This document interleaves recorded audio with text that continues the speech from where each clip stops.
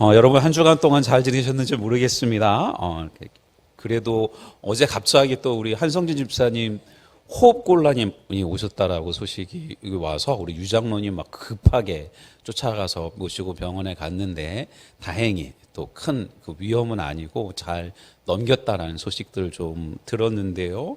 이렇게 같이 함께 예배할 수 있게 된 것 자체가 얼마나 귀한 은혜인지 잊지 않고 우리 좀 좌우에 계신 분들 좀 그렇게 인사를 좀 나눠보도록 할까요? 우리 오늘 정말 잘 왔습니다. 시작. 우리 오늘 정말 잘 왔습니다. 하나님께서 큰 은혜 주실 줄 믿습니다. 시작. 하나님께서 큰 은혜 주실 줄 믿습니다. 오늘은 한 번 더 합니다.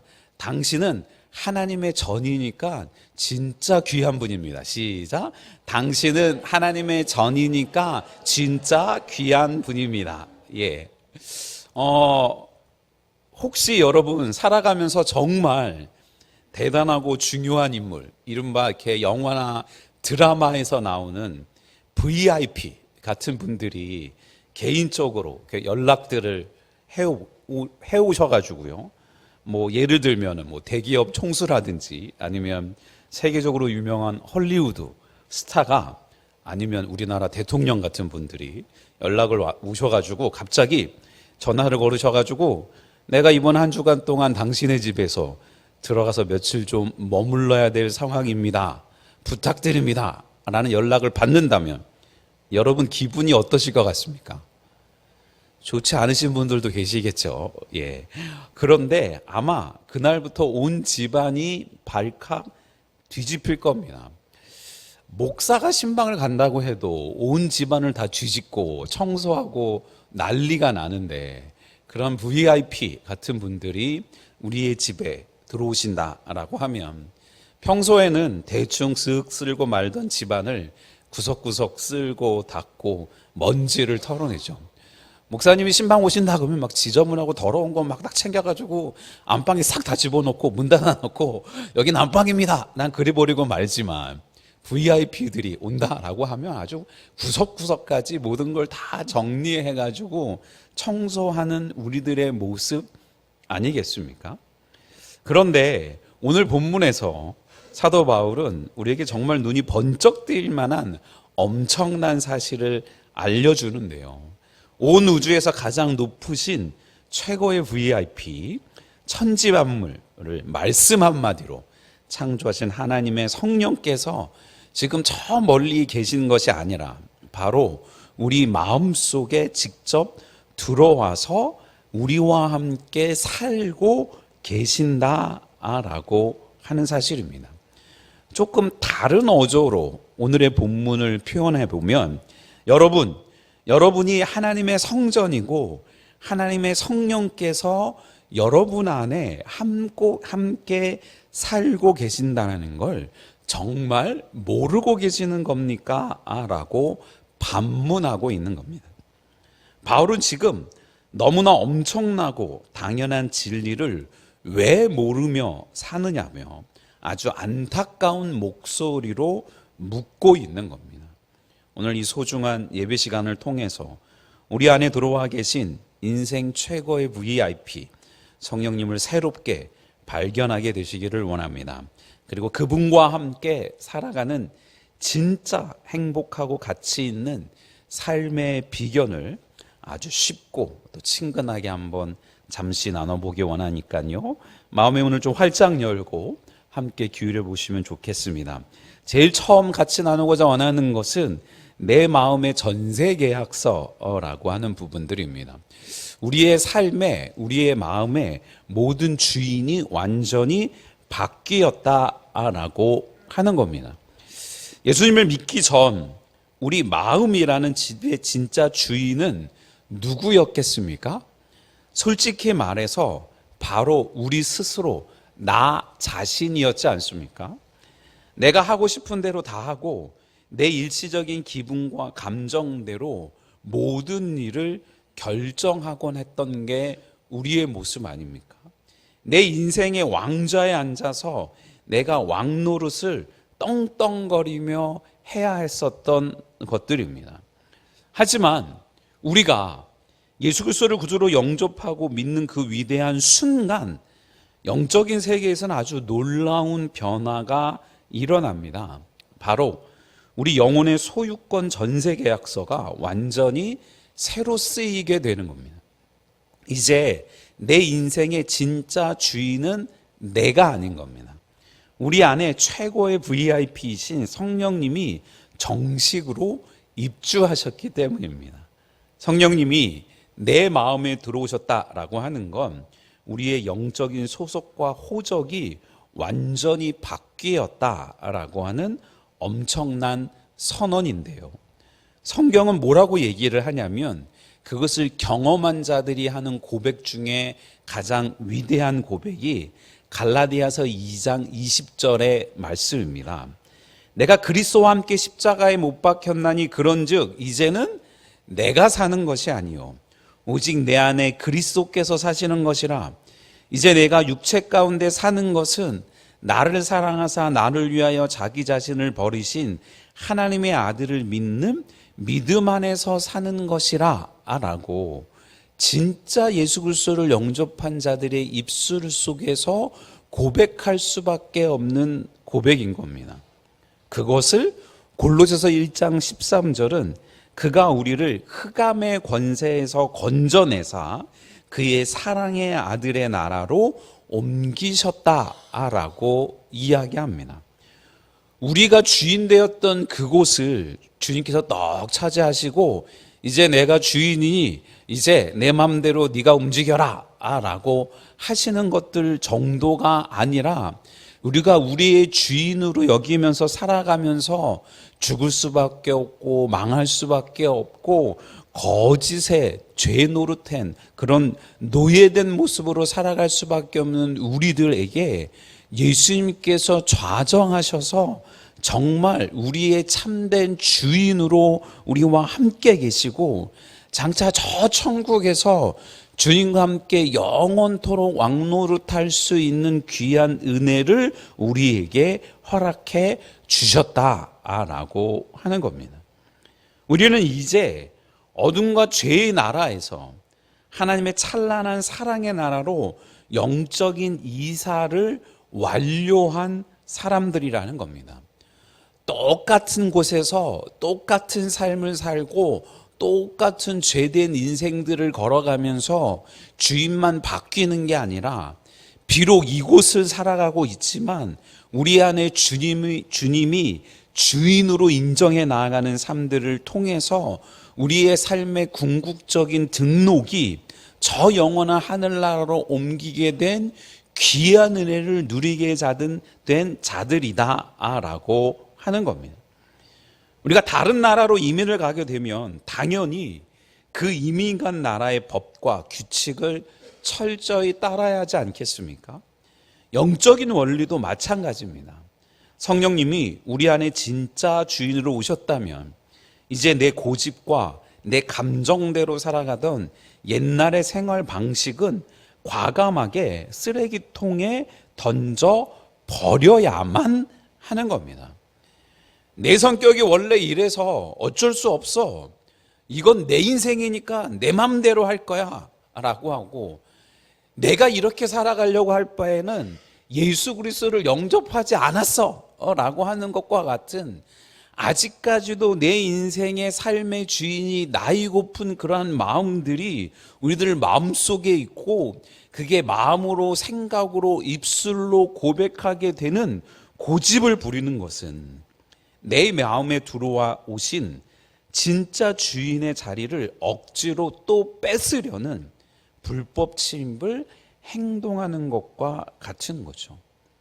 이제 내 마음의 진짜 주인이신 성령님의 부드러운 그 다스림을 기쁨으로 받아들이는 성숙한 성도들이 되시기를 주님의 이름으로 축원을 드립니다. 축원드립니다. 어디를 갈 때 내비게이션이 이렇게 저렇게 이야기들을 할 때마다 그대로 따라가는 사람들도 있고 따라가지 않는 사람들도 있습니다. 그러면 주변에 앉아 계신 분들이 그런 얘기를 하죠. 왜 그쪽으로 가고 그래? 저쪽으로 가야지. 아니 왜 이쪽으로 가고 그래? 저쪽으로 가야지. 그러면 옆에 앉은 분 한 분이 턱 이야기를 합니다. 자동차는 운전대 잡은 사람 마음이야. 라고 말입니다. 여러분 인생에 자동차의 운전대는 지금 누가 잡고 있는 것 같습니까? 여전히 고집세고 서툰 운전사인 우리 스스로가 혹시 아닌지요? 아니면 운전대를 넘겨받으시고 우리를 안전하게 인도하시는 성령님이신지요? 여러분 삶의 중요한 결정마다 사사로운 감정의 기복 속에서 정말 뜻하지 않는 여러 변하는 환경들 속에서 내 인생의 주인이신 예수님이 진짜 주인이심을 인정하기 위한 믿음의 고백을 행해 나아가는 저와 여러분들 되시기를 또 주님의 이름으로 축원드립니다. 두 번째는 묻고 싶은 게 누구와 카톡하고 계시나요? 라고 하는 부분들인 거죠. 여러분 얼마나 하루 종일 핸드폰을 들어왔다 보면서 성령님과 카톡으로 대화하고 계십니까? 예배 시간에도 중간중간 폰을 확인하면서 어디서 온 연락이 없나, 어디서 온 카톡이 없나, 어디서 온 문자가 없나 라고 하는 분들도 종종 계시고요. 교회 안에서 이런저런 봉사를 하고 있는 그 순간들 속에서도 수시로 계속 손에서 폰을 놓지 못하고 확인해 나가는 그러한 모습들을 보면서 거꾸로 성령님과 그렇게 수시로 카톡을 주고받고 성령님이 나한테 뭐라고 보내시는지, 뭐라고 말씀하시는지 소통하는 삶을 살면 정말 더할 나위 없겠다라는 생각들을 해보게 됩니다. 여러분, 여기서 진지하게 질문을 드려봅니다. 우리 마음에 실제로 들어와 계신 성령님과는 정말 하루에 몇 번이나 소통을 나누고 계십니까? 카톡을 확인하듯, 문자를 확인하듯, 부재중 전화를 확인하듯 혹시 성령님께서 나한테 메시지를 보내시지 않으셨는지, 아까 그 상황에서 성령님이 나한테 이런 마음을 주셨는데 내가 그 마음을 받지 못하고 그냥 넘어간 것들은 아닌지 얼마나 자주 체크하고 계시냐는 겁니다. 안타깝게도 너무나도 많은 그리스도인들이 내 안에 성령님을 스마트폰에 음소거나 알림 끄기, 요즘에는 아주 잔인한 기능들 중에 하나가 나왔죠. 조용히 나가기.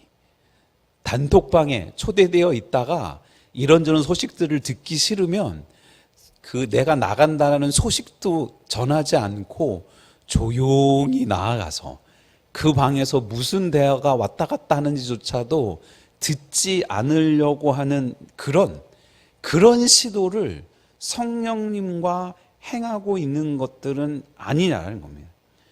성령님이 계시는 것 같기는 한데 바쁜 일상 속에서는 존재 자체를 까맣게 잊고 지내지는 않느냐라는 겁니다. 그러다가 큰 사기를 당하거나 큰 병에 걸리거나 인생의 비바람이 몰아칠 때야 겨우 성령님께 문자를 보내고 톡을 보내고 기도하면서 글쎄 정말 죄송하게 됐습니다. 전화가 바뀌면서 지워졌나 봅니다. 뜻하지 않게 내가 카톡에 나가기를 눌렀었나 봅니다. 내가 그러지 않으려고 했는데 성령님과 동행하며 살려고 했는데 내가 왜 이렇게 됐는지 모르겠습니다. 제발 제 문자에 제 기도에 답 좀 해주세요 라고 하고 있는 건 아니냐라는 겁니다. 성령님은 우리와 그렇게 멀찍이 떨어져 지내길 원치 않으시는 분입니다. 매일매일 사소한 일상까지도 실시간으로 아주 친절하게 대화하며 소통하기를 무척 원하시는 분이십니다.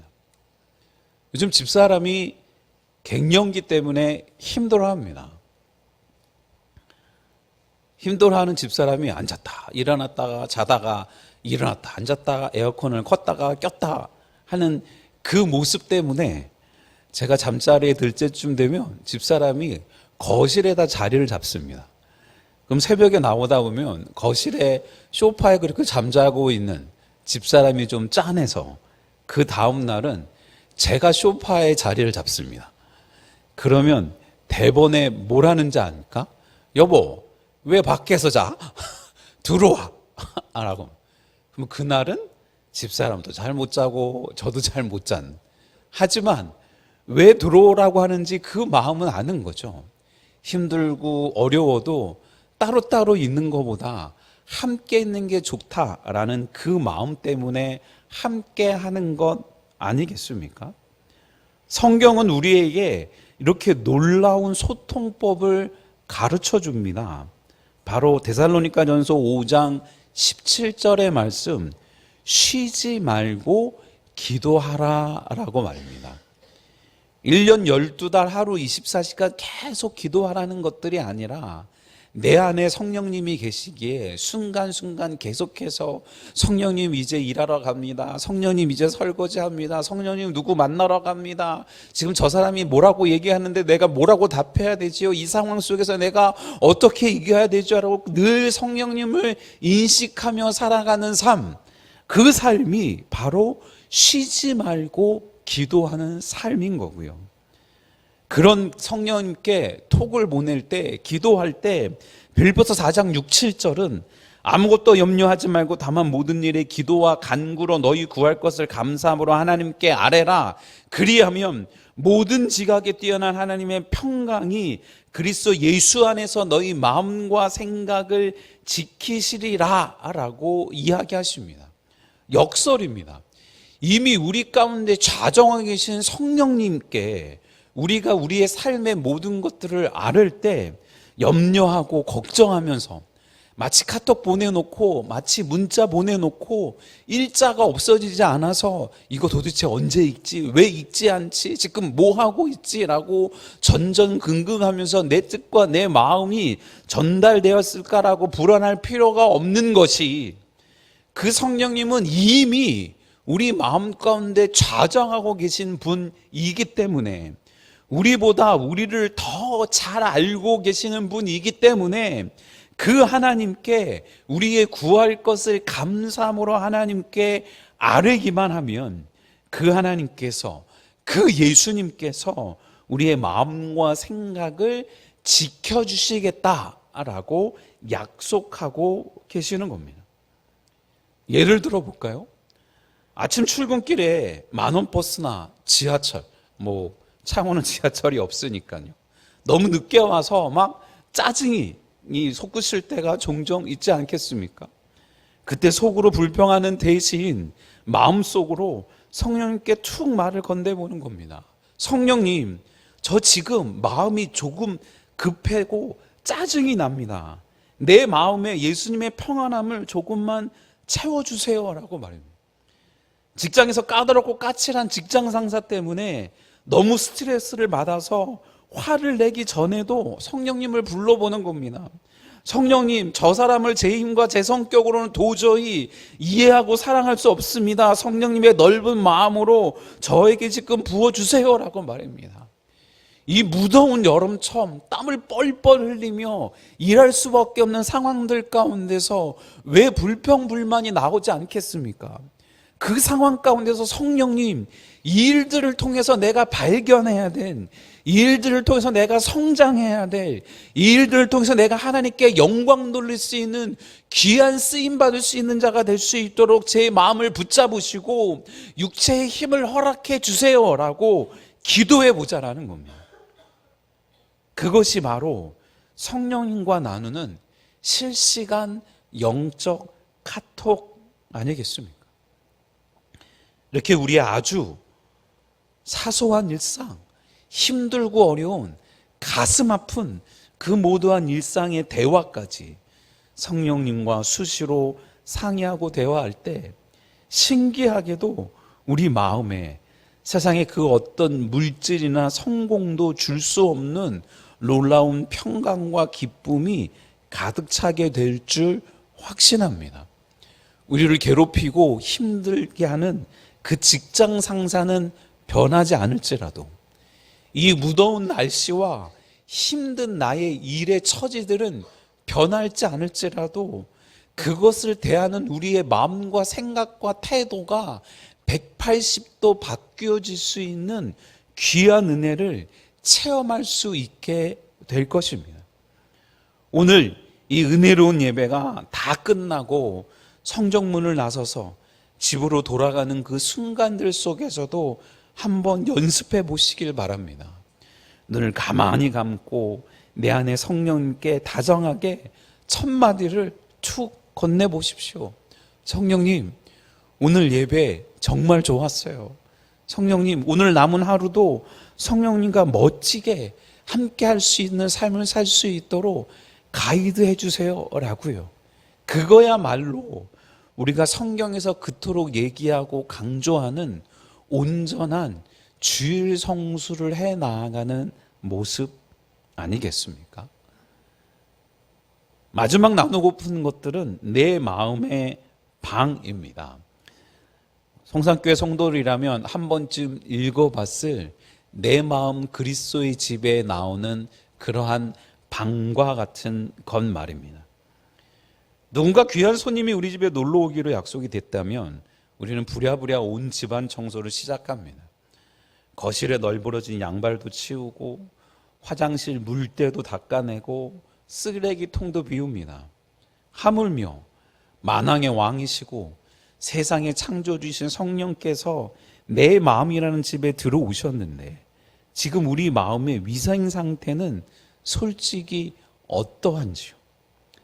남들이 보지 않는 나의 은밀한 마음의 방문을 열어보면 어떤 모습이겠습니까? 어지럽게 널려있는 음란하고 유치한 생각들, 마음 구석방에 썩어가면서 지독한 냄새를 풍기고 있는 미움과 미련의 찌꺼기들, 그리고 욕심과 이기심의 시커먼 먼지들이 잔뜩 쌓여 있지는 않습니까? 받은 은혜인데 받은 은혜가 얼마나 소중한지를 잊고 한 구석에 그렇게 처박혀 두고 있는 우리의 삶은 아니냐는 겁니다. 우리와 늘 함께 하시는 성령님께서 머무시는 참 민망하고 죄송스러운 영적 환경일 때가 참 많은 것 같습니다. 그렇기 때문에 우리는 이제 믿음의 손을 잡고 마음의 대청소, 영적인 성전 리모델링을 서둘러 시작해야 되지 않겠습니까? 목양실 물난리가 나면서 저도 얼마나 놀랐는지 모릅니다. 성격상 성도들이 목사님, 이거 목사님이 가져온 건데요. 좀 드셔보시죠. 이거 좀 써보시죠. 그러면 제가 있어도 거절을 못합니다. 갖고 온 그 모습이 너무 감사하고 귀해서 어이구 감사합니다. 감사합니다. 감사했는데 받아는 놓고 내 것도 다 못 먹고 내 것도 다 쓰지 못하는데 여기저기 계속 넣어놓고 넣어놓다 보니 꺼내보니까 막 2010 몇 년, 도대체 몇 년을 그 안에서 그냥 그렇게 있는지조차도 모르는 그러한 모습들. 물난리로 말미암아 한번 싹 다 뒤집어 버리고 말았더니 성도들이 나를 그렇게 귀하게 여기고 그렇게 챙겨줬던 것들을 내가 그냥 그렇게 처박아 두고 있었구나, 잊고 있었구나라는 것들을 생각하면서 종종, 하지만 너무 자주는 아니, 물난리가 나도 좋겠다라는 생각들을 또 해보곤 합니다. 에베소서 4장 22절 24절은 너희는 유혹의 욕심을 따라 서거져가는 구습을 따르는 옛사람을 벗어버리고 오직 너희의 심령이 새롭게 되어 하나님을 따라 의와 진리의 거룩함으로 지으심을 받은 새 사람을 입으라라고 이야기합니다. 이전에 살아갔던 삶의 모습들을 뒤로하고 진짜 하나님의 성령을 모신 자들이라면 모신 자들답게 그렇게 은혜 가운데 살아가라라고 이야기하고 있는 겁니다. 목양실을 철저하게 구분해서 사용합니다. 사무실로 이용하는 우리 재정부원들과 함께 방문하는 분들이 그 사용하는 공간, 머리털 하나 없이 청소하기 위해서 얼마나 요즘 자주 청소하는지 모릅니다. 근데 문을 열고 제 개인적인 공간으로 넘어가는 그 안쪽, 운동도 하고 이런저런 옷도 갈아입고 쓰레기도 분리수거하고 세탁기도 있고 하는 그 공간은 아직도 이런저런 너저분한 것들로 보일 수밖에 없는 게 우리들의 현실인 것과 같이 하나님 앞에 새 사람을 날마다 입기 위한 삶의 모습들이 필요한 겁니다. 그래서 우리가 잘 알고 있는 요한일서 1장 9절의 말씀, 만일 우리가 우리 죄를 자백하면 그는 미쁘시고 의로우사 우리 죄를 사하시며 우리를 모든 불의에서 깨끗하게 하실 것이요 라고 하는 그 말씀처럼 아직도 부족한 우리의 부족한 모습들을 뒤로 하고 날마다 새 사람을 입기 위한 삶의 모습들이 우리에게 필요한 겁니다. 우리의 더러워진 마음의 방을 청소하는 가장 강력하고 탁월한 세제와 도구는 바로 자백. 다시 말해서 진실한 회개라고 할 수 있습니다. 회개는 하나님 앞에서 나의 부끄럽고 더러운 죄의 쓰레기들을 숨겨두지 않고 있는 그대로 정직하게 꺼내놓는 겁니다. 사실은 참 부끄럽게 꺼내놓을 수밖에 없습니다. 내 마음의 좌정에 계신 성령님이 다 알고 계시는데 기다리고 계시는 그분께 하나님 잘못했습니다. 성령님 내가 또 실수했습니다. 넘어졌습니다. 라고 말하는 것 자체가 부끄러울 수밖에 없는 모습이지만 마치 저 멀리서 오는 그 탕자 둘째 아들을 기다리는 아버지의 마음처럼 우리를 기다리고 계시는 아버지 하나님 성령님의 마음을 알기에 우리는 조용히 주님 앞에 겸손히 솔직하게 우리의 마음을 주님 앞에 고백해 드려야 된다는 겁니다. 예수님의 십자가의 피로 깨끗이 씻어달라고 안 그러려고 하는데 자꾸 그렇게 됩니다. 주님, 나 좀 붙잡아 주십시오. 내 생각, 내 마음, 내 육체, 내 주변의 상황을 하나님 붙잡아 주십시오라고 또 솔직하게 인정하고 기도드리는 기도를 해나가는 겁니다. 매일 그렇게 깨끗하고 아늑하게 정돈된 마음의 성전에 성령님의 뜨거운 기쁨과 세상을 이길 강력한 능력이 가득하게 될 것을 선언하며 나아가는 저와 여러분들 되시기를 주님의 이름으로 축원을 드립니다. 그래서 가급적 하루의 삶들을 마무리할 때 스마트폰을 쳐다보다가 잠들거나 TV를 보다가 스르르 잠들지 말고 다만 몇 분만이라도 조용히 생각하면서 하루를 돌아보면서 하루의 삶 속에 의도치 않게 쌓아져 있었던 더럽고 추한 것들을 청소하고 평안한 마음으로 잠드는 귀한 은혜의 시간들을 잊지 않는 또 저와 여러분들 되시기를 주님의 이름으로 축원을 드립니다. 축원드립니다. 오늘 우리는 정말 중요한 사실을 가슴에 깊이 새겨보기 위해 애써봤습니다. 우리는 비록 완벽하지 않고 약점이 참 많은 평범한 사람들이지만 실은 온 우주의 최고 부유와 비신 성령님이 우리 안에 거하시는 세상에서 가장 귀하고 아름다운 성전된 자들입니다. 이제 내 인생의 주인이 내가 아닌 주님으로 완전히 바뀌었으니 내 마음대로 내 고집대로 살지 말고 주님의 부드러운 뜻대로 멋지게 살아보면 어떻겠습니까? 내 안에 항상 계시는 성령님을 투명인간 취급하는 일방적인 소통은 이제 멈추고 일상의 사소한 고민까지 실시간으로 다정하게 카톡 대화를 하는 것처럼 대화하면서 그분과 동행해 나아가면 어떻겠습니까? 그리고 매일 밤 잠들기 전 마음의 영적 쓰레기들을 회개로 툭툭 털어내면서 깨끗하고 멋진 명품 성전으로 함께 가꾸어 나가면 어떻겠습니까? 그렇게 우리가 우리 안에 계신 최고의 VIP 성령님을 진심으로 존경하고 최고로 대접해 드릴 때 성령님께서는 우리의 평안한 일상을 우리가 상상할 수조차 없을 만큼 가장 아름답고 눈부시게 이끌어 주실 줄로 믿습니다. 그렇게 매일매일 주님의 성령이 거주하는 성전답게 하나님의 은혜 가운데 믿음으로 걸어가는 저와 여러분들 되시기를 또 주님의 이름으로 축원을 드립니다. 축원드립니다.